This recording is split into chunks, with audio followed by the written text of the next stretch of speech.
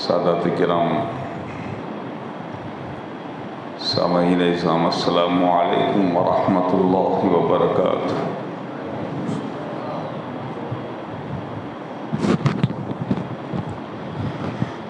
الحمد للہ الذی یبدع الافلاک والارضین، والصلاة والسلام على رسوله سيدنا محمد من كان نبيا وآدم بين الماء والطين، وعلى آله وأصحابه وأزواجه وذرياته وأهل بيته وعلماء أمته وأولياء ملته وشهداء محبته أجمعين، أما بعد، فأعوذ بالله من الشيطان الرجيم، بسم الله الرحمن الرحيم، وَلَنَبْلُوَنَّكُمْ بِشَيْءٍ مِّنَ الْخَوْفِ وَالْجُوعِ وَنَقْصٍ مِّنَ الْأَمْوَالِ وَالْأَنفُسِ وَالثَّمَرَاتِ وَبَشِّرِ الصَّابِرِينَ الَّذِينَ إِذَا أَصَابَتْهُم مُّصِيبَةٌ قَالُوا إِنَّا لِلَّهِ وَإِنَّا إِلَيْهِ راجعون۔ آمنت باللہ، صدق اللہ المولانا العظیم، وصدق رسولہ النبی الامین الکریم، ونحن علی ذلک لمن الشاہدین والشاکرین والآمنین والمطمئنین، والحمد للہ رب العالمین۔ بارک اللہ لنا ولکم فی القرآن العظیم، ونفعنا وإیاکم بالآیات والذکر الحکیم، انہ تعالی جواد کریم ملیک بر رؤوف الرحیم، برحمتک یا ارحم الراحمین۔ خطبہ مسنون کے بعد کلام مجید و فرقان حمید کی جس آیہ مبارکہ کی تلاوت کا شرف حاصل کیا، اس کے تحت بارگاہ امام عرش مقام میں اپنی عقیدت و محبت کا نذرانہ خلوص پیش کرنے سے پہلے آئیے ہم سب مل کر اپنے آقا و مولا دونوں عالم کے داتا، شہنشاہ کونین، دستگیر دارین، مغیث ملوین، حضور شفیع المذنبین، خاتم النبیین، راحت العاشقین، رحمت للعالمین، سیدنا محمد رسول اللہ صلی اللہ علیہ وسلم کی بارگاہ بے کس پناہ میں درود پاک کا ہدیہ نیاز مندانہ پیش کریں اور پڑھیں، اللہم صلی علی سیدنا و مولانا محمد وعلى آل سيدنا ومولانا محمد كما تحب وترضى بأن تصلي عليه صلاة وسلام عليك يا رسول اللہ۔ ایک بار اور محبت کے ساتھ درود پاک کا نذرانہ پیش فرما دیجئے،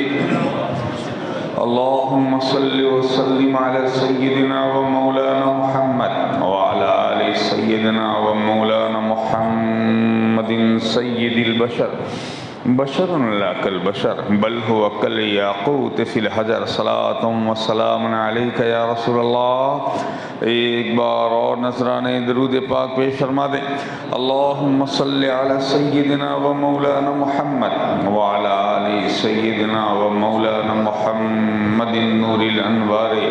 والسر الاسرار والسید الابرار والتریاق الاغیار ومفتاح باب الیسار وعلى آلہ الاطہار واصحابہ الاخیار، وبارک وسلم، صلاۃ و سلام علیک یا رسول اللہ صلی اللہ علیہ وسلم۔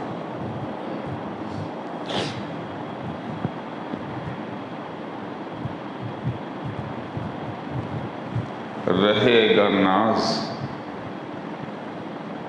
زمانے کو اس قیادت پر،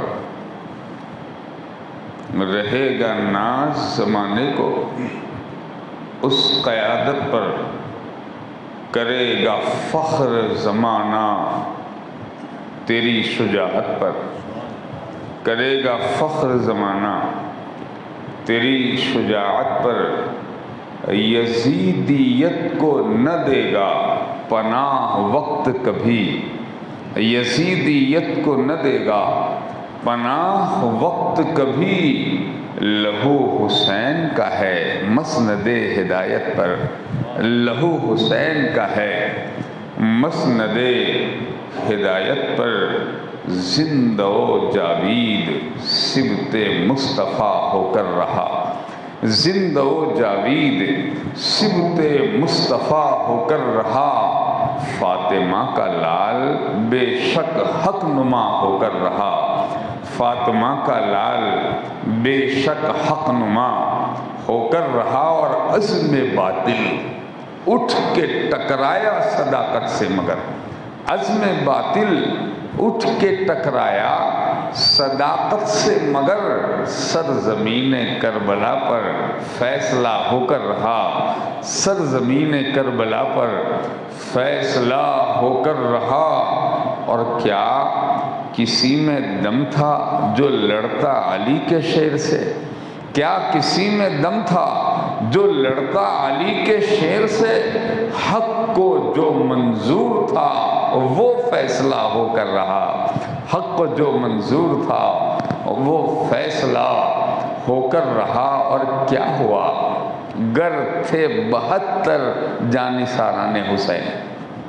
کیا ہوا؟ گر تھے 72 جانثاران حسین، ان 72 کا ہر ایک ان پر فدا ہو کر رہا، ان 72 کا ہر ایک ان حق پر فدا ہو کر رہا، ان 72 کا ہر ایک ان پر فدا ہو کر رہا۔ اور اے رفیق اب زندگی اس ڈھنگ سے گزرے میری، اے رفیق اب زندگی اس ڈھنگ سے گزرے میری، حشر میں مجھ سے کہیں وہ تو میرا ہو کر رہا، حشر میں مجھ سے کہیں وہ تو میرا ہو کر رہا۔ ایک بار اور نبی علی نبی کی بارگاہ ناز میں درود پاک کا ہدیہ عقیدت پیش فرما دیں۔ اللہم صلی علی سیدنا و مولانا محمد وعلی آل سیدنا و مولانا محمد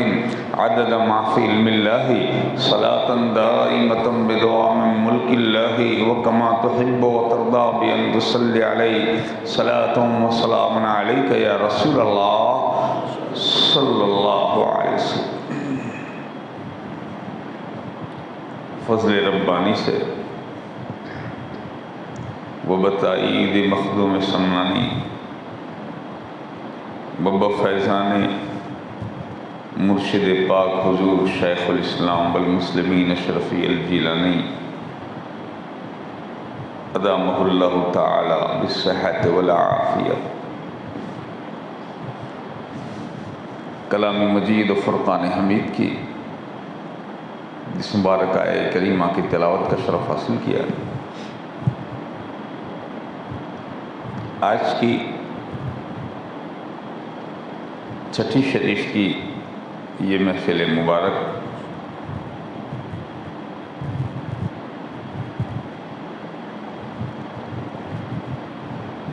کل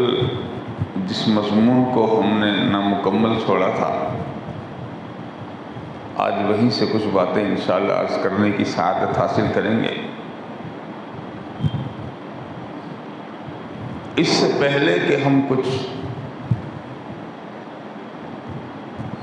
ان روایات کو آپ کے سامنے پیش کریں جو گزشتہ سے پیوستہ ہو،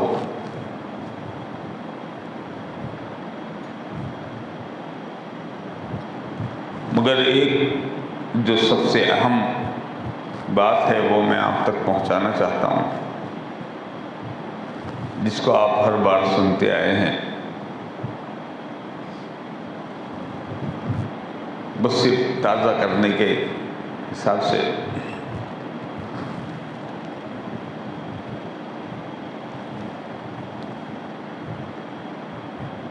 قرآن مجید و فرقان حمید کی جو آیہ مبارکہ تلاوت کی گئی، وَلَنَبْلُوَنَّكُمْ بِشَيْءٍ مِّنَ الْخَوْفِ وَالْجُوعِ وَنَقْصٍ مِّنَ الْأَمْوَالِ وَالْأَنفُسِ وَالثَّمَرَاتِ۔ امتحان لینے کی جتنے پرچے ہیں، یہ سمجھیے جتنے پیپر ہم جس کو بولتے ہیں، امتحان کے جتنے پرچے ہیں یہاں اس کا ذکر فرمایا گیا قرآن مجید میں اس آیہ کریمہ وَلَنَبْلُوَنَّكُمْ بِشَيْءٍ، ہم تمہیں آزمائیں گے. کیسے؟ من الخوف، کبھی خوف سے، والجوع، اور بھوک سے. وَلَنَبْلُوَنَّكُمْ بِشَيْءٍ مِّنَ الْخَوْفِ وَالْجُوعِ وَنَقْصٍ مِّنَ الْأَمْوَالِ. تیسرا ہے مالوں کے نقصان سے، مال کا نقصان. اور پھر آگے ارشاد فرمایا گیا وَالْأَنفُسِ، چوتھا تمہاری جان سے. پھر ارشاد فرمایا گیا پانچواں وَالثَّمَرَاتِ، کھیتی باڑیوں کے نقصان سے. اور پھر آگے ارشاد فرمایا وَبَشِّرِ الصَّابِرِينَ الَّذِينَ إِذَا أَصَابَتْهُمْ مُصِيبَةٌ قَالُوا إِنَّا لِلَّهِ وَإِنَّا إِلَيْهِ رَاجِعُونَ. اے محبوب، آپ ان صبر کرنے والے صابروں کو میری طرف سے بشارت سنا دیجیے، خوشخبری دے دیجیے. اور بشارت کیا؟ خوشخبری. یہ کن لوگوں کے لیے ہے بشارت؟ دکھ آئے، تکلیف آئے، مصیبت آئے اور شور مچانے والے، واویلا کرنے والے، سینہ کو بھی کرنے والے، ناشکری کرنے والے یا برے الفاظ زبان سے کہنے والوں کے لیے نہیں. اے محبوب، آپ ان کو بشارت سنا دیجئے کہ جب ہم انہیں امتحان میں آزماتے ہیں تو وہ شور نہیں کرتے، وہ ہماری فریادیں دوسروں کے سامنے نہیں کرتے کہ ہم اس تکلیف میں ہیں، اس مصیبت میں ہیں، ہم پر یہ افتادہ پڑی ہے، ہم پر یہ بلا نازل ہو گئی ہے. وہ لوگوں کو فریادیں نہیں کرتے، بلکہ کیا کہتے ہیں؟ صبر کرتے. خدا کی دی ہوئی بلا پر، خدا کی بھیجی ہوئی آزمائش پر، رب کے اس امتحان پر جو رب اپنے اس بندے سے لے رہا ہے، ارشاد فرمایا وَبَشِّرِ الصَّابِرِينَ، ان صبر کرنے والوں کو بشارت دے دو، وہ جو اپنی زبان سے ایسے وقت میں بھی شور نہیں کرتے بلکہ وہ پڑھتے ہیں اِنَّا لِلَّهِ وَإِنَّا إِلَيْهِ رَاجِعُونَ. ہم جس رب کی طرف سے آئے ہیں اسی رب کی طرف ہمیں واپس پلٹ کے بھی جانا. اِنَّا لِلَّهِ وَإِنَّا إِلَيْهِ رَاجِعُونَ. دوستو، یہ اتنا بڑا تریاق اعظم ہے، اِنَّا لِلَّهِ وَإِنَّا إِلَيْهِ رَاجِعُونَ. اتنا بڑا حل ہے اور اتنا بڑا علاج ہے مشکلوں کا. ہر پریشانی کا مداوا اللہ نے اس میں رکھا ہے، ہر مشکل کا حل اس میں رکھا. دیکھیے، یہ نہیں ہے کہ مشکل آتی ہے تو عام لوگوں پہ اور مشکل ہوتی، خاص لوگوں پہ اور مشکل ہوتی. مشکل وہی ہے، پریشانی وہی ہے. عامی کا بیٹا اگر کٹ جائے تو وہ بھی وہ بیٹا ہی ہے، کسی خاص کا بیٹا اگر کٹ جائے تو وہ بھی بیٹا ہی ہے. کسی عامی آدمی، عوام میں سے اور لوگوں میں سے اگر کسی کا گھر چھین لیا جائے وہ بھی گھر ہی ہے، اور کسی خاص کا گھر چھین لیا جائے، کسی عام کو اپنا وطن چھوڑ کر ہجرت کرنے پر مجبور کر دیا جائے تو یہ بھی مصیبت ہے، اور کسی خاص کو اپنے وطن سے شہر بدر کر دیا جائے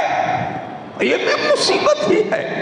مگر عامی جو ہوتے ہیں وہ اپنی مصیبت کو بہت بڑی سمجھ کے واویلا کرتے ہیں، شور مچاتے ہیں، مگر جو مخصوص ہوتے ہیں، خدا کے محبوب ہوتے ہیں، جو خدا کے مقبول ہوتے ہیں، وہ یہ نہیں کہتے یہ مصیبت ہے، بلکہ وہ یہ کہتے ہیں آپ کا بخشیدہ غم میرے لیے آرام ہے، آپ مجھے مصیبت بھیجتے رہیں اور ہم آپ کا تحفہ سمجھ کر اسے قبول کرتے رہیں۔ یہی تو بات ہے نا، یہی ایک بات ہے۔ میرے شیخ فرماتے ہیں کہ آدمی جب کسی کی میت پہ روتا ہے، کچھ لوگ شور مچاتے ہیں، کچھ واویلا کرتے ہیں، کچھ سینہ کوبی کرتے ہیں، کچھ بے صبری کا مظاہرہ کرتے ہیں۔ کون ایسا باپ ہے جو بیٹے کی موت پر غم نہ کرے؟ کوئی ایسا باپ جس کو بیٹے کی موت پر غم نہ ہو؟ ہر باپ کا سینہ اپنے بیٹے کی جدائی میں بلیا ہو جائے گا، جل جائے گا۔ آتش ہجر میں وہ روئے گا۔ مگر کچھ ایسے ہیں کہ جو روتے بھی ہیں، غم بھی کرتے ہیں اور ماتم بھی کرتے ہیں، سینہ کو بھی کرتے ہیں، شور بھی مچاتے ہیں۔ اور کچھ ایسے ہیں جو اللہ کی اس دی ہوئی نعمت کو جب وہ واپس لیتا ہے تو روتے ہیں اس کے غم میں، مگر شکر کے ساتھ، صبر کے ساتھ۔ وہ یہ کہتے ہیں اِنَّا لِلَّهِ وَإِنَّا إِلَيْهِ رَاجِعُونَ۔ دیا تھا آپ ہی نے نا، نعمت تو آپ ہی کی تھی، اور جب آپ لے رہے ہیں تو اس میں ہمیں کس بات کا غم ہے؟ آپ کی ہر مرضی پر ہم راضی ہیں، آپ کی ہر رضا پر ہم راضی۔ جب یہ معاملہ ہوتا ہے تو اللہ تعالیٰ اس بندے کے درجات کو اٹھا کے کہیں سے کہیں پہنچا دیتا، اس کے مقام کو کتنا بلند کرتا۔ اور یہی کارخانے قدرت کا دستور ہے کہ جس کا جتنا بڑا درجہ اس کا اتنا بڑا امتحان، جتنا بڑا مقام اتنا بڑا امتحان، جتنی بڑی اس کی آزمائش اللہ کے دربار میں اس کا اتنا بڑا درجہ ہوتا۔ آپ دیکھیں گے شہید ہونے والوں میں شہداء کتنے ہیں؟ بے حساب و بے شمار، کوئی حد ہے؟ خدا کی راہ میں رب ذوالجلال کی رضا کی خاطر اللہ کے دین کو بچانے یا پھیلانے کے لیے جو شہید ہوئے، ہمارے علاقوں میں اکثریت مزارات کی جو آپ کو نظر آتی ہے شہیدوں کی، یہ ہم جو کلمہ پڑھتے ہیں، ہمارے باپ دادوں کو، ہمارے آبا و اجداد کو جو دین ملا یوں ہی نہیں مل گیا۔ وہ آنے والے آئے، اپنے ساتھ دو چیز لے کے آئے، ایک خدا کی دی ہوئی جان اور دوسری رسول کا بھیجا ہوا ایمان۔ یہ لے کے آئے، جان رب کی بارگاہ میں خدا کے لیے قربان کر دیا، اور ایمان ہم گنہگاروں کے لیے ایمان جیسی نعمت لے کر کے وہ آئے، اور ہمارے باپ دادوں کو انہوں نے کلمہ پڑھا کر کے مسلمان بنایا۔ یہ واقعی حقیقت ہے۔ کئی ایسے ہیں جنہوں نے خدا کی راہ میں زندگیاں گزاری، اور ان بزرگوں کی آپ جب اسٹوری آپ پڑھیں گے گجرات کی، ہمارے یہاں اکثریت ایسے مشائخ و بزرگان دین جلوہ افروز ہیں جن کے مزارات ہیں، اور وہ شہداء میں سے شہید ہیں۔ ان کا ایک ہی مشن ہوتا تھا، رات کو عبادت اور دن میں جہاد، ایک ہی مشن، خدا کی رضا کے لیے۔ تو شہداء کی تعداد کچھ کم نہیں ہے، مگر شہیدوں میں امام حسین کا لقب شہید اعظم، شہید اعظم۔ اصحاب بھی شہید ہوئے، تابعین بھی شہید ہوئے، اولیاء و صالحین بھی شہید ہوئے، مگر جو شہید اعظم امام حسین کا مقام ہے، ایسا مقام کسی کا ہم نے آج تک وہ ذکر نہیں سنا۔ آپ دیکھیے احد والے شہید، بدر والے شہید، خیبر والے شہید، خندق والے شہید، یہ یرموک والے یہ شہید، یہ سارے اصحاب رسول بھی شہید ہوئے۔ کچھ ایسے ہیں کہ جن کی تاریخیں ملتی ہیں مگر ان میں اکثریت ہیں جن کا دن منایا جاتا ہے، ان کی بارگاہ میں کبھی خراج عقیدت پیش کیا جاتا ہے، اہل ایمان انہیں یاد کرتے ہیں، مگر جیسا ذکر حسین شہید کربلا کا ہوتا ہے، جیسا تذکرہ کربلا والوں کا ہوتا ہے، جیسے جلسے امام حسین کے ہوتے ہیں، جو خراج عقیدت امام حسین کی بارگاہ میں پیش کیا جاتا ہے، کسی شہید کو وہ شہرت نہیں ملی جو شہرت ہمارے آقا امام حسین کو ملی۔ وہ شہرت کسی کو نہیں ملی۔ اس کے پیچھے ہمارے علماء اور اہل عشق و محبت یہ فرماتے ہیں کہ بات یہ ہے، اول تو یہ ہے کہ امتحان کے جتنے پرچے ہیں وہ سب کے سب امام حسین نے مکمل طور سے کامیابی کے ساتھ پر کر دیے۔ ساری امتحان کی ساری شرطیں امام حسین نے ادا کی۔ اور دوسری بات یہ ہے کہ یہ جو شہادت ہے یہ حقیقت میں حسین کی شہادت کے عوض اللہ نے ہمارے نبی کو درجہ شہادت پر فائز فرمایا ہے۔ یہ شہادت حقیقت میں رسول کی شہادت۔ ایک وہ حدیث پاک الحسین منی وانا من الحسین، حسین مجھ سے ہیں میں حسین سے ہوں، اس کی ہمارے علماء تشریح فرماتے ہیں کہ حقیقت میں یہ جو شہادت ہے، حضور فرماتے ہیں نا حسین مجھ سے میں حسین سے، تو حضور کی زندگی حسین کی زندگی سے، حسین کی زندگی رسول کی زندگی سے۔ فرماتے ہیں میرا اعجاز حسین کا اعجاز، میرا مقام حسین کا مقام، میرا درجہ حسین کا درجہ، میری فضیلت حسین کی فضیلت، اور حسین کی شہادت میری شہادت۔ تو یہ جو مقام ملا ہے امام حسین کو، اسی لیے سیدنا امام حسین کو ہر مقام میں آزمایا گیا ہے۔ اور ایسا بھی نہیں ہے کہ سیدنا امام عرش مقام امام حسین علیہ السلام کی جو شہادت ہوئی، یہ جو کہا جاتا ہے بڑی مجبوری میں، بہت شدت کے امتحانوں کے بعد سیدنا امام حسین شہید ہوئے، مجبور تھے، مجبور نہیں تھے۔ خدا کی عزت کی قسم، شہید کربلا کی وہ شان ہے کہ امام حسین علیہ السلام جن کے غلام اگر چاہیں تو انا ساگر کی انا کو توڑ کر کے ایک کاسے میں پورا ساگر سمیٹ لیں، جو انا ساگر کی انا کو ایک کاسے میں فنا کرنے کی طاقت رکھتا ہو، وہ بیٹا حسین کا، وہ بیٹا حسین کا۔ صدیوں کے بعد جب ان کی اولادوں کو یہ طاقت ہے تو کیا کسی میں دم تھا کہ وہ نہر فرات پر پہرا لگا کر کے اس پانی کو نہ آنے دیتا؟ میرے حسین کی یہ شان ہے، ارے جس کے لیے جنت سے جوڑے آ جائیں، جس کے لیے جنت سے اللہ تعالیٰ ملائکہ کو بھیجے خانے نعمت لے کر، جس کی ماں کے لیے جنت سے کپڑے بھیجے جائیں، جس حسین کے لیے جبرائیل آ کر کے ان کا جھولا جھلا جائے، اس حسین کے لیے کوئی دور نہیں ہے، اشارہ کرے اور نہر فرات قدموں میں بہنے لگے، اشارہ کرے نہر فرات قدموں میں بہنے لگے۔ مگر دوستو انہوں نے بھی نہیں کہا، اپنے لیے تو نہیں مانگا، اپنی اولاد کے لیے بھی نہیں مانگا، اپنے بچوں کے لیے اے خدا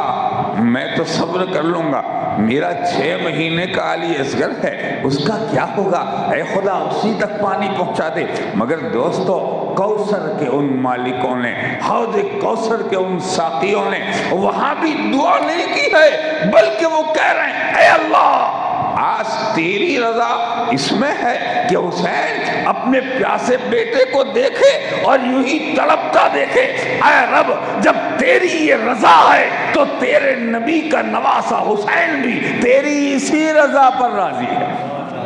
اسی رضا پر راضی ہے۔ دیکھیے، بے صبری کا مظاہرہ نہیں ہو رہا ہے، بے صبری کا مظاہرہ نہیں ہو رہا ہے، بلکہ صبر و شکر کے ساتھ امتحان دے رہے ہیں۔ اچھا، یہ بھی کہ انہوں نے دعا نہیں کی، مگر نبی بچپن ہی میں حضور اکرم صلی اللہ علیہ وسلم کی آغوش میں سرکار امام حسین جلوہ افروز ہیں، اور جبرائیل نے آ کر کے خبر دی، اے اللہ کے رسول، میں آپ کے سامنے اس حسین کی بشارت تہنیت کے لیے آیا ہوں، مبارکباد دینے کے لیے، اور ساتھ ہی میں تعزیت کے لیے بھی آیا ہوں، ماتم پرسی کرنے کے لیے۔ ارشاد فرمایا، اے جبریل، تہنیت کس بات کی بات تو سمجھ میں آتی ہے کہ بیٹا پیدا ہوا تو آپ بشارت دینے آئے ہیں، مبارکباد پیش کرنے آئے ہیں، یہ تو سمجھ میں آیا، مگر یہ تعزیت کس بات کی؟ کہ یا رسول اللہ، آپ کے اسی شہزادے کو آپ کے کلمہ پڑھنے والے امتی کربلا کے میدان میں شہید کریں گے۔ جب یہ بات حضور نے سنی تو کیا آپ جانتے ہیں، وہ رسول، جس رسول کی شان یہ ہے کہ خدا نے ساری خدائی جس نبی کے ہاتھ میں دے رکھی ہے، خدا کی قدرتیں جس کی منتظر ہے کہ نبی کا اشارہ ہو چاند 2 ٹکڑے کر دیا جائے، رسول کا اشارہ ہو سورج پلٹا دیا جائے۔ یہ رسول جو بچپن میں اپنے گہوارے میں آرام فرمائے اور ہاتھ ہلے، جدھر انگلی جائے ادھر ستارے گھومتے ہوئے نظر آئے، وہ رسول جس رسول کی بارگاہ میں اگر یہودی آ کر کے یہ کہے کہ اللہ کے رسول، اگر میری آستین کا جانور آپ کی نبوت کی گواہی دے تو میں آپ کا کلمہ پڑھ لوں گا، رسول دیکھیں اور جانور بول پڑے لا الہ الا اللہ محمد الرسول اللہ صلی اللہ علیہ وسلم، وہ رسول جس کے ہجر اور فراق میں مسجد نبوی شریف میں ستون حنانہ رو پڑے، وہ رسول جس کے صرف اشارہ کرنے پر درخت اپنی جڑوں کے ساتھ اکھیڑ کر کے بارگاہ رسالت میں حاضر ہو جائے، ایسا رسول کہ اگر زمین کو حکم دے تو سراقہ کو گھٹنوں تک پکڑ لے، ایسا رسول جس کی کوئی دعا کبھی خدا نے رد نہیں فرمائی، کوئی بولی کبھی نامنظور نہیں ہوئی۔ اس نبی کے سامنے ان کی جگر کے ٹکڑے، ان کے نور عین، ان کی شہزادی جس کے بارے میں ارشاد فرمایا الفاطمہ بضعۃ منی، فاطمہ میرے جگر کا ٹکڑا ہے، اس جگر کے ٹکڑے کا جگر پارا حسین، اس کی شہادت کی خبر دی جا رہی ہے۔ اور رسول کیا فرماتے ہیں؟ رسول حضور نے جب دعا فرمائی تو کیا دعا فرمائی؟ یہ کہا کہ الہ العالمین، میرے اس بچے کو ظالموں سے بچا لینا، اس کو میدان کربلا کے امتحان سے بچا لینا۔ یہ نہیں عرض کیا الہ العالمین اس کو کٹنے سے بچانا، مرنے سے بچانا، بھوکے پیاسے رہنے سے بچانا، بلکہ رسول جب دعا کرتے ہیں تو کیا فرماتے ہیں؟ اللہم آت الحسین صبر و اجرا، اے میرے رب میرے حسین کو صبر اور اجر عطا فرما۔ یہ نہیں فرمایا کہ خدا میرے بیٹے حسین کی حفاظت فرما دے۔ وجہ کیا ہے؟ رسول بھی جانتے ہیں کہ میرے دین کو جب خون کی ضرورت ہوگی تو میرا خاندان ہی اٹھے گا، اور حسین کے خون سے ہی اس دین کی بقا ہے۔ کل ایک بات میں نے تشنہ چھوڑی تھی، میرے شیخ نے ایک مقام پر یہ ارشاد فرمایا تھا، جب یزید تخت حکومت پہ بیٹھا تو اس نے اسلام کی بنیادوں کو کمزور کر دیا، شریعت مطہرہ سے کھلواڑ کرنے لگا، شراب پینے والا، نمازوں کو کھلم کھلا چھوڑنے والا، بدکار، عیار، فاسق و فاجر، ایسا بندہ جب بیٹھا تخت حکومت پر ظالم، تو میں نے یہ عرض کیا تھا جب ظالم بیٹھے گا تو ظلم ہی کرے گا، جس کے پاس اقتدار ہے جب وہ بیٹھے گا تو اس نے دین کی بنیادوں کو جب ہلا دیا، اب ضرورت تھی کہ کوئی ایسا اٹھے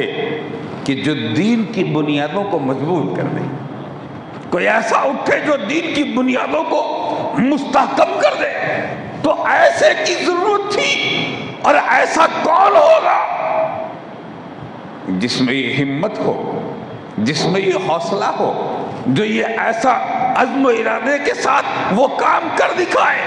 میرے شیخ حضور شیخ الاسلام والمسلمین ارشاد فرماتے ہیں کہ جب اسلام کی ان بنیادوں کو اس نے کمزور کر دیا اور اسلام کے وجود کو جب اس نے بیمار کر دیا، اور جب اسلام کو ضرورت ہی خون کی، تو بہت سارے اصحاب ہیں، بہت سارے کلمہ پڑھنے والے ہیں، جب ہمارے نبی اس دنیا سے تشریف لے گئے تھے تو کم سے کم 1.25 لاکھ تو صحابہ چھوڑ کے گئے تھے، 1.25 لاکھ صحابہ۔ راوی تاریخ میں یہ آتا ہے کہ اس وقت ساری دنیا میں 6.5 لاکھ یا 7 لاکھ مسلمان موجود تھے جب میرے نبی دنیا سے تشریف لے گئے، ساری دنیا میں۔ تو اتنے مسلمانوں کے بیچ میں صرف 72 اٹھے، صرف 72، سر ہتھیلی میں رکھ کر جو ساتھی ہوئے، ان 72 سواروں پہ لاکھوں سلام۔ وہ 72 جو لاکھوں کی تعداد میں سے چن لیے گئے، اور ایسے چن لیے گئے کہ انہوں نے بھی پیچھے پلٹ کے نہیں دیکھا، بلکہ وہ حسین کے ساتھ ایسے رہے کہ اے آقا پہلے ہم گلا کٹائیں گے، جب تک ہم زندہ ہے حسین کو میدان میں جانے نہیں دیں گے۔ وہ کیسے تھے اس کا ذکر انشاءاللہ میں آئندہ اگلی گفتگو میں کروں گا، مگر آج میں آپ کو صرف ایک اہم بات جو اس سلسلے کی ہے وہ بتانا چاہتا ہوں کہ حسین شہید کربلا نے اس امتحان میں کوئی پسو پیش نہیں کیا، پیچھے نہیں پلٹ کے نہیں دیکھا۔ وہ سمجھتے تھے ہم کو خدا نے اسی کام کے لیے بھیجا۔ جب یزید نے مدینہ شریف میں خط لکھ کر کے بیعت حسین کا مطالبہ کیا، امام حسین علیہ السلام نے انکار فرمایا، دوسری بار پھر بلائے گئے، دوسری بار پھر انکار ہوا۔ ولید بن عقبہ نے اس حالت کو، امام حسین کے بیعت نہ کرنے کی اس بات کو یزید تک پہنچائی لکھ کر کے کہ یہاں یہ معاملہ ہے، تو اس نے خط لکھا۔ ولید بن عقبہ جو مدینہ کا گورنر ہے، اس کو یہ پیغام پہنچایا یزید نے، پھر بلاؤ، اور جب وہ آ جائیں تو ان کے سروں کو کاٹ کر دمشق بھیج دو۔ ولید بن عقبہ نے کہا لا حول ولا قوت الا باللہ العلی العظیم، ہم اس کرسی کو چھوڑ سکتے ہیں مگر آل محمد کے گلوں پر تلوار نہیں پھیر سکتے۔ انہوں نے یہ پیغام امام حسین تک پہنچا دیا۔ کسی معتمد آدمی، بھروسے والے، بھروسہ مند آدمی کے ذریعے امام حسین تک خبر گئی کہ آپ کے تعلق سے یہ پیغام یزید پلید کی طرف سے آیا ہے۔ دوستو، ہم اس کے تعلق سے کوئی بات نہیں کریں گے کہ وہ کیا تھا، کیسا تھا، آپ نے کل سن لیا۔ جس کے ایمان کا ہر دور میں سوال پیدا ہوتا رہا، ہر زمانے میں جس کے ایمان کے تعلق سے لوگ پوچھتے رہے کہ کیا یزید مسلمان ہے کہ کافر، ہر زمانے میں پوچھا گیا۔ اس کا ایمان اتنا مخدوش تھا کہ کسی میں یہ جرات نہیں ہوئی۔ ہاں بعض یزیدی جو ہیں وہ کہہ دیتے وہ مسلمان تھا، متقی تھا، پرہیزگار تھا، اور کچھ یزیدی خطبے میں بھی نام لے لیتے ہیں، مگر کل امت میں جس بات پر اتفاق ہے وہ یہ ہے کہ حسین حق پر تھے، یزید باطل پر تھا، یزید باطل تھا۔ اور ایک بات اور بھی ہمارے حضرت اکثر یہ فرماتے ہیں کہ اس کے ایمان کی حالت یہ ہے کہ اس کا جو ماننے والے لوگ ہیں جس زمانے میں جب بھی ہوں، اس زمانے میں اگر اب بھی ہو، جو لوگ اس کو مسلمان مانتے ہیں یا اس کو بڑا مانتے ہیں، امیر المومنین مانتے ہیں، میرے شیخ فرماتے ہیں کہ وہ ایسا تھا کہ اگر اس کے ماننے والے کو بھی یزیدی اگر کہہ دیا جائے تو ایسا لگے گا جیسے اسے گالی دے دیا، ایسا ہوگا اس کا چہرہ جیسے اسے گالی دے دیا ہے۔ اور حسین کے ایمان کی شان یہ ہے کہ ہر کلمہ پڑھنے والا اگر اس کو حسین ہی کہہ دیا جائے تو اس کا چہرہ خوشی اور مسرت سے کھل کے گلاب کی طرح ہو جائے گا۔ یہ شان ہے امام حسین کی، دونوں میں موازنہ برابری کیسی، ایک فاطمہ کا لال ہے، ایک رسول کا نواسا ہے، اور ایک ہے خبیث جس کی طینت خباثت سے بھری ہوئی ہے، جو سراپا خدا ایک قدیر کی لعنتوں کا پیکر ہے، وہ ہے یزید ملعون۔ اس نے جب یہ پیغام بھیجا کہ قتل کر دیے جائیں تو امام نے مدینہ شریف کو چھوڑنے کا ارادہ فرما لیا۔ آخری بات میں اس سلسلے کی عرض کروں گا کہ حضرت حسین نے جب مدینہ شریف چھوڑنے کا جب پروگرام بنایا کہ اب ہمیں یہاں سے چلے جانا چاہیے، اس لیے کہ جان کو جب خطرہ ہو تو ہجرت بھی ضروری، اور حضور اکرم صلی اللہ علیہ وآلہ وسلم کے مقدس روضے کی عزت کی خاطر، ان کے احترام کو قائم رکھنے کے لیے کہ جب ظالم یہاں ظلم کریں گے تو حضور کے روضے کی وہ بے حرمتی کریں گے، بے عزتی نہ کریں، اس لیے بھی ضروری تھا کہ مدینہ شریف کو آپ خیرباد فرمائیں۔ تو امام عرش مقام علیہ السلام نے روضہ رسول کو چھوڑنے کا فیصلہ کر لیا۔ آپ ذرا خیال کیجئے، یہیں سے اس آیے کریمہ کی تفسیر شروع ہوتی، وَلَنَبْلُوَنَّكُمْ بِشَيْءٍ مِّنَ الْخَوْفِ وَالْجُوعِ وَنَقْصٍ مِّنَ الْأَمْوَالِ وَالْأَنفُسِ وَالثَّمَرَاتِ۔ کھیتیاں یہی ہے، باغات یہی ہے، مکان یہی ہے، سارے اقربا یہی ہے، آمدنی کے جو بھی ذرائع ہوں گے وہ یہی ہے، اور سب کچھ چھوڑ رہے ہیں، سب چھوڑ رہے ہیں، اور سب سے بڑی بات رسول کا مدینہ چھوڑ رہے ہیں، گنبد رسول، دربار رسول، روضہ رسول۔ اپنے دل پہ ذرا ہاتھ رکھ کے پوچھتا ہوں میں کہ ذرا بتائیں، اپنے دل پر ہاتھ رکھ کے، وہ خوش نصیب لوگ جو بارگاہ رسول میں حاضری دے کے آئے ہیں، جو حاجی ہیں، جنہوں نے عمرہ کیا ہے، جب وہ یہاں سے وہاں جاتے ہیں بارگاہ رسالت میں اللہ کے محبوب کی چوکھٹ پر، اور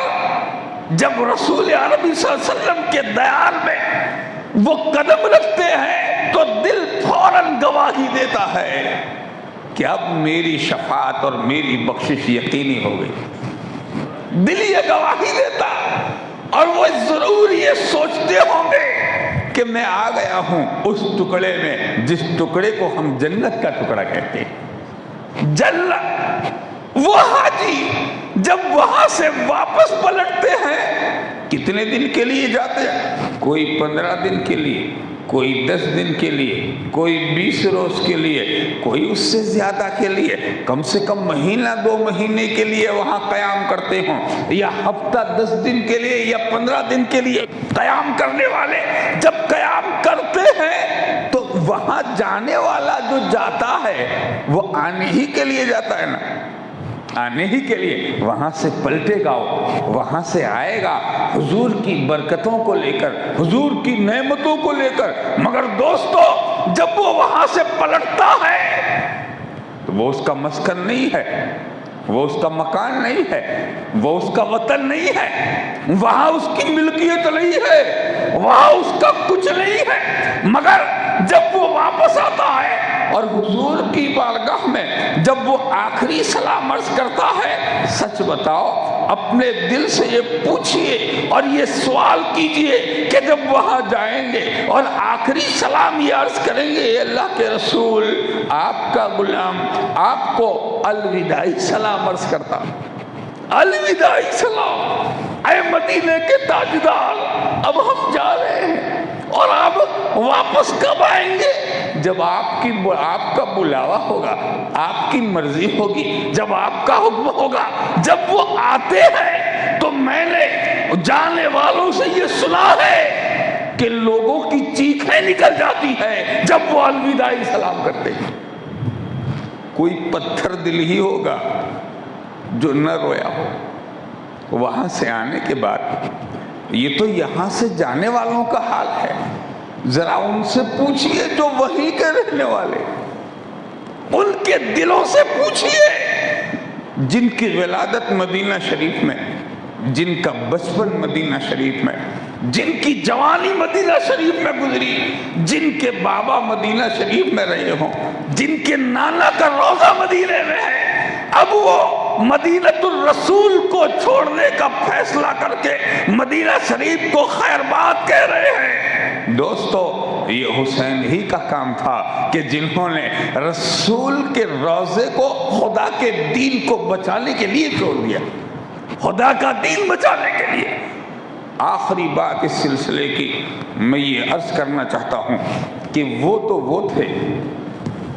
ان کے معصوم شہزادے بھی دین کو بچانے کے لیے مدینہ چھوڑ کے نکلے،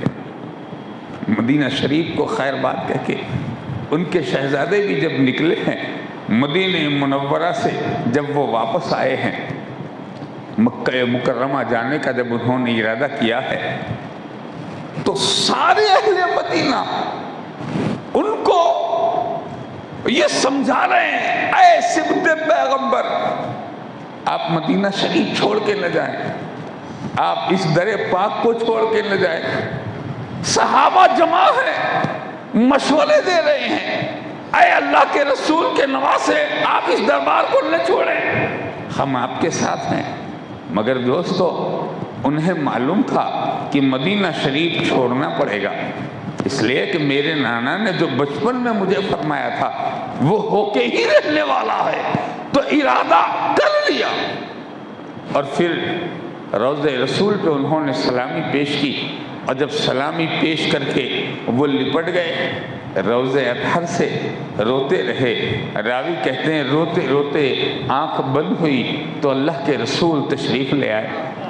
حضور اکرم صلی اللہ علیہ وسلم عالم خواب میں تشریف لائے، سینے سے لگا لیا، سر اقدس کو اپنے سینے سے لگانے کے بعد فرماتے ہیں میرے لال بے قرار مت ہو، بے چین مت ہو، تم جس مقصد کے لیے جا رہے ہو وہ بڑا عظیم مقصد ہے، سنو اس مقام پر اپنے آپ کو تنہا نہ سمجھنا، میں آؤں گا تیرے جذبے کو دیکھنے آؤں گا، تیرے ایثار کو دیکھنے آؤں گا، تیری قربانی کو دیکھنے آؤں گا، اور میں تیرے اس شہادت، ایثار، سخاوت اور تیری قربانی کو دیکھ کر خدا کی بارگاہ میں فخر کروں گا کہ الہ العالمین جو دین تو نے مجھے عطا فرمایا ہے، تو نے مجھے نوازا بھی ایسا دیا ہے جو دین کو بچانے والا نکلا، میں تمہاری قربانیوں کو خدا کے حضور میں پیش کروں گا۔ راوی فرماتے ہیں یہ روایتیں کثرت کے ساتھ آپ نے سنی ہوگی کہ حضور اکرم صلی اللہ علیہ وسلم نے سینے سے لگایا، صبر اور شکر کی دعا فرمائی، اللہ تعالیٰ تمہیں ہر قدم پر صبر عطا فرمائے، ہر منزل پر شکر عطا فرمائے، ہر مقام پر ثابت قدم رکھے، یہ رسول کی دعا ہے۔ ادھر آپ والدہ کے مزار پہ گئے، آپ کے بھائی امام حسن کے مزار پر آخری سلام پیش کرنے کے لیے حضرت سیدنا امام کمال الدین فرماتے ہیں کہ جب ماں کے روضے پر، سیدہ کے روضے پر آپ نے سلامی پیش کیا، امی حضور آپ کا شہزادہ لوگوں کا ستایا ہوا اس مدینہ شریف کو چھوڑ کے جا رہا ہے، آپ ہمارے حق میں دعا فرمائے۔ فرماتے اندر سے آواز آئی، میرے لال اللہ تعالیٰ تجھے صبر و ہمت و شجاعت کا مجسمہ بنا دے۔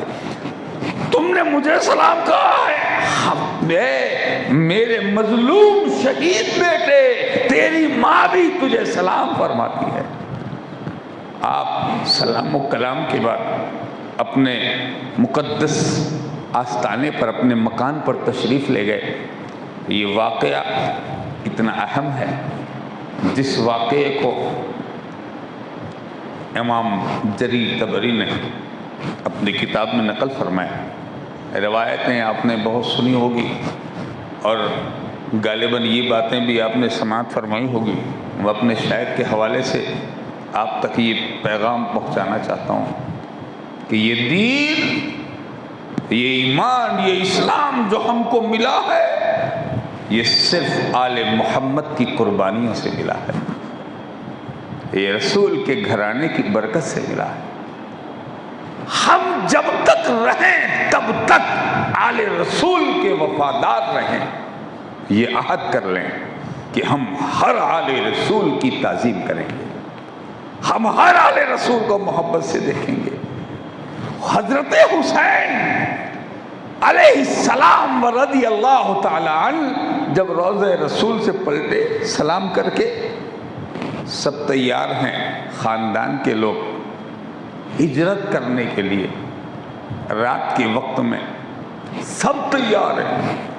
سارے صحابہ مدینہ شریف میں انصار مہاجرین سمجھا رہے ہیں، اے سبط پیغمبر آپ مکہ شریف تو جائیں مگر وہاں سے کوفہ جانے کا ارادہ نہ کریں۔ سب مشورہ دے رہے ہیں یہاں رہ جائیں، اگر یہاں نہیں رہنا ہے تو مکہ شریف جائیں مگر مکہ کے علاوہ کہیں اور نہ جائیں، سب مشورہ دیتے ہیں۔ اور اسی اثناء میں امام اپنی سواری پر سوار ہوئے، گھوڑے پر مدینہ شریف سے نکلنے کے لیے سیدہ زینب سلام اللہ علیہا، حضرت فاطمہ خاتون جنت کی شہزادی، امام علی علیہ السلام کی بیٹی، حسین کی بہن حضرت زینب رضی اللہ تعالی عنہ، آپ تشریف لائی اپنے گود میں معصوم علی اصغر کو لے کر کے۔ حضرت علی اصغر، بس یہ آخری بات میں آپ تک پہنچا دوں، علی اصغر گود میں، اور قافلہ جانے کے لیے تیار ہیں، یہ اپنی سواری پر سوار ہو چکے۔ اتنے میں ایک بڑی مصیبت و مشکل یہ تھی کہ حضرت شکینہ جو حضور کی شہزادی سیدہ سغرا رضی اللہ تعالی عنہ، جو حضور امام حسین علیہ السلام کی شہزادی تھی، حضرت سغرا، وہ سخت بیمار ہیں، بخار کا عالم ہے۔ امام حسین نے فیصلہ کیا ہے کہ ہم سب جائیں گے اور ہماری سغرا یہی رہے گی، چھوٹی سی شہزادی، بیماری کا عالم، اور دین کو بچانے کے لیے یہ دین کے تاجدار ادھر معصوموں کو لے کے نکلے ہیں، ادھر معصوموں کو چھوڑ کے جا رہے ہیں۔ وہ اندر ہیں اپنے مقدس گھر میں، اپنے حجرے میں، اور ادھر یہ لوگ تیار ہیں جانے کے لیے۔ حضرت زینب کی آغوش میں حضرت سیدنا امام علی اصغر رضی اللہ تعالیٰ عنہ ہیں، جن کی عمر غالباً 1 مہینہ یا 15 دن یا اس سے کچھ زیادہ ہے۔ اس سے زیادہ نہیں، صرف 1.5 مہینہ یا 1 مہینے کی عمر ہے حضرت سیدنا امام علی اصغر کی۔ سیدہ صغرا نے اندر سے آواز دی، پھوپھی جان آخری بار مجھے اپنے چھوٹے بھائی کی زیارت کر لینے دو، میں مل لوں اسے، شاید پھر کب ملاقات ہوگی خدا کی مشیت میں۔ فرماتے ہیں کہ حضرت زینب نے امام حسین سے اجازت لی، آپ سواری سے اتری اور اترنے کے بعد حضرت علی اصغر کو جو 1 یا 1.5 مہینے کے ہیں ابھی، ان کی ولادت ہوئی، پیدائش ہوئی، یہ 1.5 مہینے کا معصوم فرزند امام علی اصغر لے کے گئی اندر حجرے میں۔ حضرت صغرا کی عمر غالباً 5 سال یا 4 سال کی بتائی جاتی، اتنی عمر ہے۔ ادھر وہ آواز دیتی ہے مجھے بھیا سے ملاؤ، اور ادھر حضرت زینب دوڑ کر کے اپنے اس بھتیجے کو لے کر اپنی بھتیجی سے ملوانے جاتی۔ راوی فرماتے ہیں کہ جب بھائی نے اپنی بہن کو دیکھا اور بہن نے بھائی کو دیکھا تو دونوں فرط محبت سے رونے لگے، بلک بلک کے رو رہے، ایک دوسرے کے ہاتھ ایک دوسرے کے گلے میں گردن میں انہوں نے لپٹا دیے اور یوں لپٹ گئے ہیں کہ اب دیر تک روتے رہے، مگر حضرت سیدہ زینب نے جب انہوں نے ایک دوسرے سے جدا کرنا چاہا، امام نے ارشاد فرمایا زینب اب لاؤ، اب ہم اپنی سواری کو آگے بڑھائیں اور اپنی منزل کو ہم قطع کریں، یعنی آگے چلیں، اے زینب اب میرے اصغر کو اٹھا لاؤ۔ سیدہ زینب نے جب حضرت علی اصغر علیہ السلام رضی اللہ تعالیٰ عنہ کو جب پکڑا اور حضرت صغرا سے جب چھڑایا تو راوی کہتے ہیں وہ زور لگاتی رہی مگر 1.5 مہینے کے معصوم کے آگے ان کا زور نہیں چلا۔ باہیں ہیں کہ باہیں ڈالے ہوئے حضرت سیدہ صغرا کو آپ نے اتنی مضبوطی سے تھاما ہے کہ حضرت سیدہ زینب انہیں بہت زور طاقت کے ساتھ بھی چھڑا نہیں پائی۔ آپ نے فرمایا کیا بات ہے؟ کہا بھیا حضور، اے امام، یا حسین، یہ تو بڑی قوت سے اپنی بہن کو پکڑے ہوئے ہیں، یہ چھوڑتے نہیں۔ آپ نے اپنے بھائی حضرت عباس علمبردار سے ارشاد فرمایا اے عباس جائیے اور میرے فرزند کو اٹھا لائیے۔ سیدنا عباس تشریف لے گئے، انہوں نے اٹھایا اور پھر جب پکڑا کھینچا، دونوں ہاتھوں کو چھڑانا چاہا، نہیں چھوڑ رہے، طاقت کے باوجود، قوت کے باوجود یہ چھوڑ نہیں رہے ہیں۔ آپ یہاں کوئی یہ گمان نہ کرے، یہ خیال کوئی نہ کرے کہ 1 مہینے کا یا 1.5 مہینے کا بچہ اتنا سوجھ بوجھ والا نہیں ہوتا یا ایسی طاقت والا نہیں ہوتا۔ یہ نہ سوچے یہ وہ خاندان نہیں ہے جس کے بچے ناطاقتی کے ساتھ پیدا ہوتے ہیں، یہ وہ خاندان ہے کہ اگر اس خاندان کے بعد اگر 400 سال کے بعد بھی کوئی بیٹا پیدا ہو تو ماں کے پیٹ سے حافظ قرآن پیدا ہوتا۔ یہ معمولی خاندان نہیں ہے، یہ خاندان دستگیروں کا خاندان ہے، یہ خاندان روشن ضمیروں کا خاندان ہے، یہ خاندان عظمت و عزت والوں کا خاندان ہے۔ حضرت سیدہ زینب نے جب یہ بات عرض کی حضور یہ تو حضرت عباس سے بھی نہیں چھوڑ رہے ہیں، سرکار نے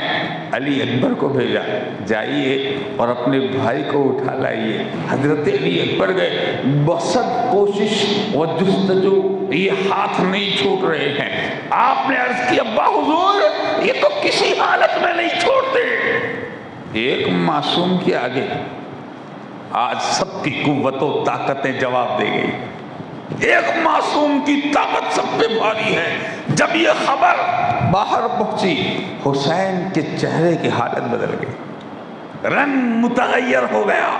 ایک کیفیت طاری ہوئی، اور سیدنا امام عرش مقام اپنی سواری سے نیچے اترے اور پھر وہاں تشریف لے گئے۔ دیکھا کہ بھائی بہن بلک بلک کے رو رہے ہیں، یعنی انہیں بھی معلوم ہے کہ یہ ملاقات آخری ملاقات ہے۔ حضرت سیدنا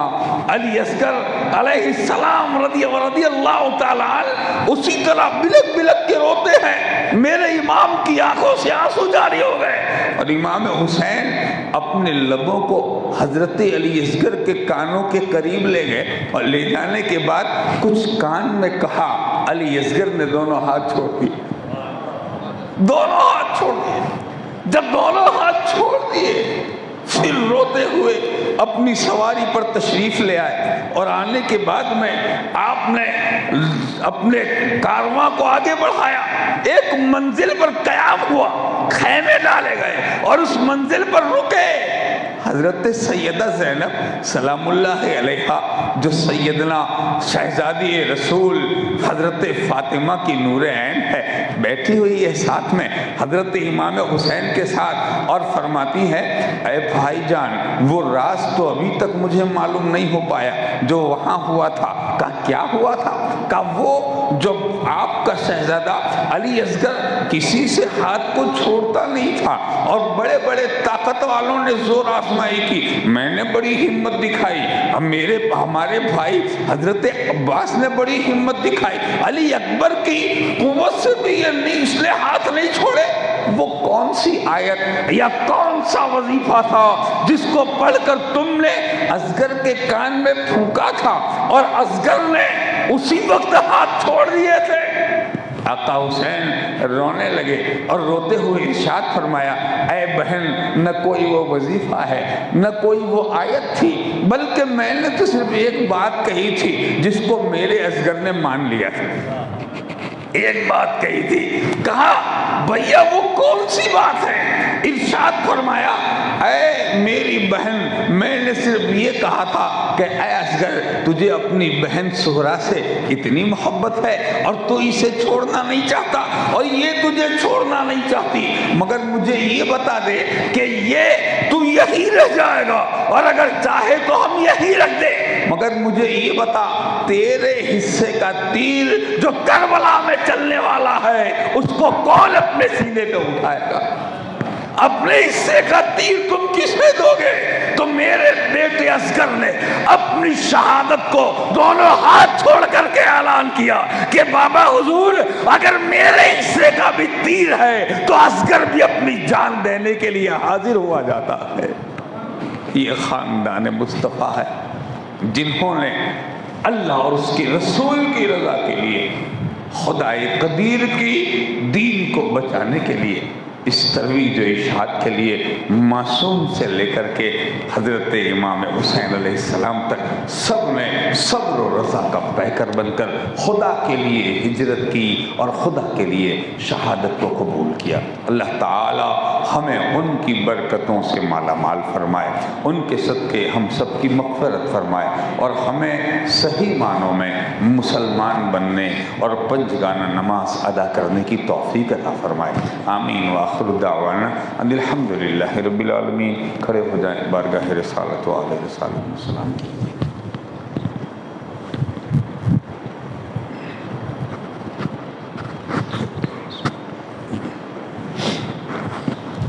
یا نبی سلام علیکہ، یا رسول سلام علیکہ، یا حبیب سلام علیکہ، صلوات اللہ علیکہ، یا نبی سلام علیکہ، یا رسول سلام علیکہ، یا حبیب سلام علیکہ، صلوات اللہ علیکہ۔ رحمتوں کے تاج والے، دو جہاں کے راج والے، عرش کی معراج والے، عاصیوں کی لاج والے، یا نبی سلام علیکہ، یا رسول سلام علیکہ، یا حبیب سلام علیکہ، صلوات اللہ علیکہ، السلام اے عرش منزل، لامکان کے شمع محفل، شکل پروانہ ہوں بسمل، لو خبر بے چین ہے دل، یا نبی سلام علیکہ، یا رسول سلام علیکہ، یا حبیب سلام علیکہ، صلوات اللہ علیکہ، الصلاة والسلام علیکہ یا رسول اللہ، الصلاة والسلام علیکہ یا حبیب اللہ، الصلاة والسلام علیکہ یا قاسم رزق اللہ، الصلاة والسلام علیکہ یا زینت عرش اللہ، الصلاة والسلام علیکہ یا جمال ملک اللہ، الصلاة والسلام علیکہ یا امام حضرت اللہ، وعلی آلک واصحابک وازواجک واہل بیتک یا سیدنا محمد رسول اللہ صلی اللہ تعالی علیہ وسلم۔ الفاتحہ الی حضرت روح النبی وآلہ اجمعین۔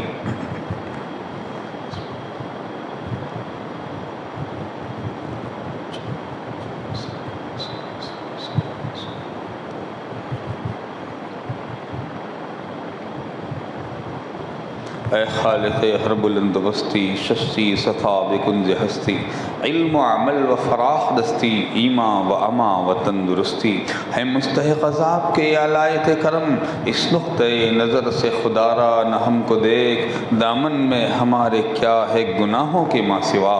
اے رحمت دوام تو اپنے کرم کو دیکھ۔ الحمدللہ الذی قال فی شان حبیبہ الکریم، ان اللہ وملائکتہ یصلون علی النبی یا ایہا الذین آمنوا صلوا علیہ وسلموا تسلیما،